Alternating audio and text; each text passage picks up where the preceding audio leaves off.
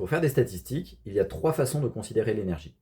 L'énergie primaire, l'énergie finale et l'énergie utile. Vous allez voir que les différences entre les 3 sont très faciles à comprendre. L'énergie primaire, c'est l'énergie telle qu'on la trouve dans la nature. C'est par exemple l'énergie thermique dégagée par la combustion du charbon, du pétrole, du gaz, du bois. C'est l'énergie cinétique du vent, etc. Mais cette énergie, vous n'allez pas pouvoir l'utiliser directement.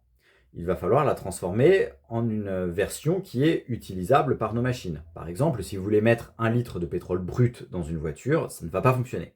Ce que vous mettez dans une voiture, ça va être 1 litre de carburant raffiné, que ce soit de l'essence ou du diesel. Et ça, c'est l'énergie finale. C'est l'énergie que, en tant que consommateur, vous allez payer. L'énergie qui passe par un compteur, si vous voulez. L'électricité, le gaz naturel, les carburants raffinés, etc. Enfin, l'énergie utile, c'est l'énergie qui va vraiment rendre le service que vous attendez d'elle.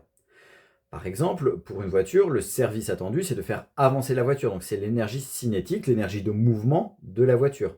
Ce n'est pas l'énergie que vous lui mettez dans le réservoir sous forme de carburant qui vous intéresse, ça va être l'énergie qui va permettre de vous emmener d'un point A à un point B.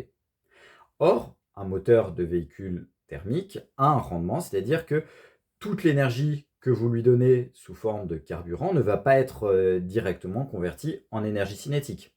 Il n'y a que 30% à peu près qui va être converti en énergie cinétique, le reste va être perdu sous forme de chaleur. On dit qu'il y a un rendement d'une trentaine de pourcents. En fait, dès que vous passez d'énergie primaire à énergie finale à énergie utile, à chaque fois vous avez des pertes.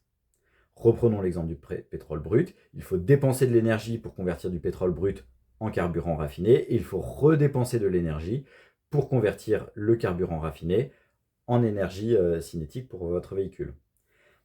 Ainsi, lorsqu'on compare des différentes énergies, il faut s'assurer de comparer des énergies primaires entre elles, ou des énergies finales entre elles, ou des énergies utiles entre elles, mais on ne peut pas mélanger différentes énergies parce qu'on ne parle pas de la même chose.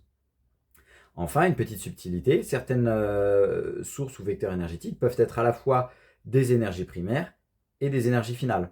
Prenons le cas du gaz par exemple. Si vous utilisez du gaz pour fabriquer de l'électricité, ça va être une énergie primaire, parce que ce qui va être vendu, ça va être l'électricité.